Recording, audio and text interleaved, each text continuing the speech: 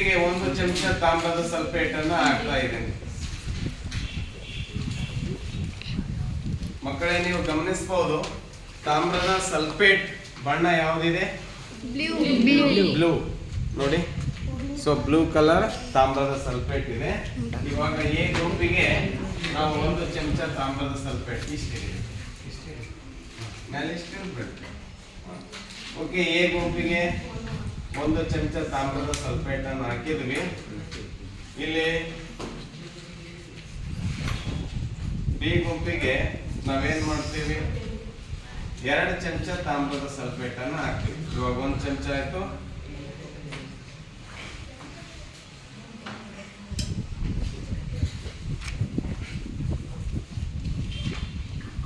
So 2 ಚಮಚ ತಾಮ್ರದ sulphate ಅನ್ನು ಹಾಕಿದ್ವಿ. ಸಿ ಗುಂಪಿಗೆ ಏನ್ ಮಾಡ್ತೀವಿ ಅಂತಂದ್ರ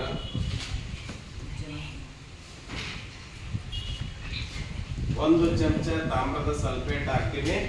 ಜೊತೆಗೆ 1 ಚಮಚ ಪೊಟ್ಯಾಷಿಯಂ ಪರ್ಮಾಂಗನೇಟ್. ಸಿ ಗುಂಪಿಗೆ 1 ಚಮಚ ಏನ್ ಮಾಡಿದ್ವಿ? ಪೊಟ್ಯಾಷಿಯಂ ಪರ್ಮಾಂಗನೇಟ್ ಅನ್ನು ಹಾಕ್ತೀವಿ. ಪೊಟ್ಯಾಷಿಯಂ ಪರ್ಮಾಂಗನೇಟ್ ನ ಹರಳುಗಳ ಬಣ್ಣ ಗಮನಿಸಬಹುದು. ಯಾವ ಬಣ್ಣ ಇದೆ? ಕಂದು ಬಣ್ಣ ಅಂತ ಹೇಳ್ತೇವೆ. ಓಕೆ, ಇಲ್ಲಿ ಈಗ ಆಲ್ರೆಡಿ ನಾವು 1 ಚಮಚ ತಾಮ್ರದ ಸಲ್ಫೇಟ್, ಇನ್ನೊಂದು ಚಮಚ ಪೊಟ್ಯಾಷಿಯಂ ಪರ್ಮಾಂಗನೇಟ್ ಇಷ್ಟೇ ಇಟ್ಬೋದು. ಇಷ್ಟ ಮೇಲೆ ಹಿಂಗೆ ಇರ್ಬೇಕು, ಎಡೆ ಬಳ್ಳಿ ಹಾಕಿದ್ವಿ. ಇನ್ನು ಸಿ ಗುಂಪಿಗೆ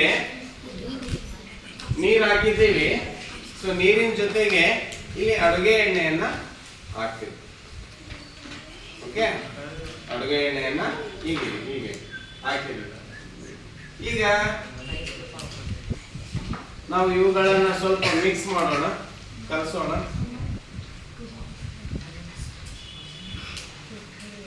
ತಾಮ್ರದ ಸಲ್ಫೇಟ್,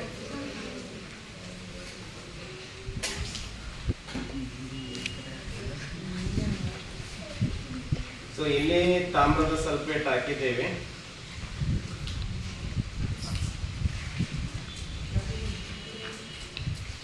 ಸೊ ಇಲ್ಲಿ ತಾಮ್ರದ ಸಲ್ಫೇಟ್ ಜೊತೆಗೆ ಪೊಟ್ಯಾಷಿಯಂ ಪರ್ಮಾಂಗನೇಟ್ ಅನ್ನು ಹಾಕಿದ್ದೇವೆ.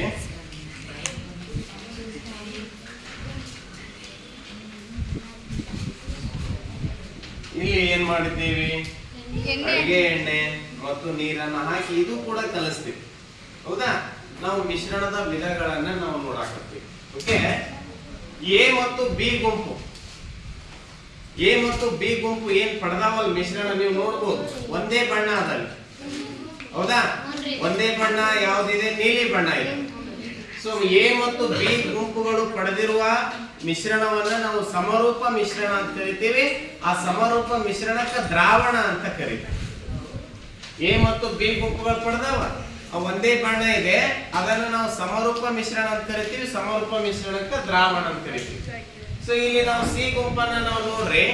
ಸಿ ಗುಂಪಿನಲ್ಲಿ ಏನ್ ಮಾಡಿದ್ದೀವಿ? 1 ಚಮಚ ತಾಮ್ರದ ಸಲ್ಫೇಟ್, 1 ಚಮಚ ಪೊಟ್ಯಾಷಿಯಂ ಪರ್ಮಾಂಗನೇಟ್ ಅನ್ನ ಹಾಕಿದ್ವಿ.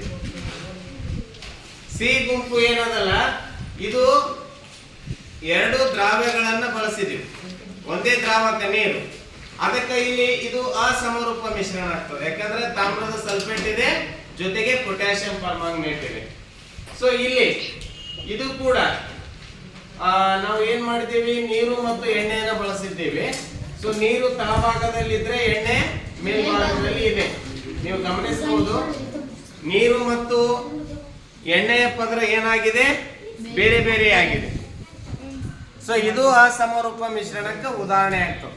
ಮತ್ತೆ ಇನ್ನೊಂದು ಏನ್ ತಿಳ್ಕೋಬಹುದು ಅಂದ್ರೆ, ಈ ಒಂದು ಇದ್ರ ಮೂಲಕ, ಚಟುವಟಿಕೆ ಮೂಲಕ, ಇದರಲ್ಲಿ ಎಣ್ಣೆಯ ಸಾಂದ್ರತೆ ನೀರಿಗಿಂತ ಕಡಿಮೆ ಅದ, ಅದಕ್ಕೆ ಎಣ್ಣೆ ನೀರಿನ ಮೇಲೆ ತೇಲ್ತದೆ. ಇದು ಕೂಡ ಅಸಮರೂಪ ಮಿಶ್ರಣಕ್ಕ ಉದಾಹರಣೆ.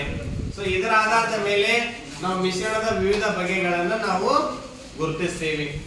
ಇವಾಗ ಎ ಗುಂಪು ಏನ್ ಪಡೆದಲ್ಲ ಮಿಶ್ರಣ, ಅದ್ರ ಸಾರತೆ ಕಡಿಮೆ ಅದ. ಯಾಕೆ ಕಡಿಮೆ ಅದ ಅಂದ್ರೆ ಅದ್ರ ಬಣ್ಣ ಸ್ವಲ್ಪ ಡಿಮ್ ಅದ. ನೋಡಿ, ನೀವು ಗಮನಿಸಬಹುದು, ಹೌದಾ? ಇಲ್ಲಿ ಬಿ ಗುಂಪು ಪಡೆದಲ್ಲ, ಬಿ ಗುಂಪು ಪಡೆದಿರುವ ಮಿಶ್ರಣದ ಬಣ್ಣ ಸ್ವಲ್ಪ ಗಾಢವಾಗ್ಯದ, ಹೌದಾ? ಇದು ಸಾರೀಕೃತ, ಯಾಕಂದ್ರೆ ಇದ್ರಾಗ 2 ಚಮಚ ಹಾಕಿ. ಓಕೆ,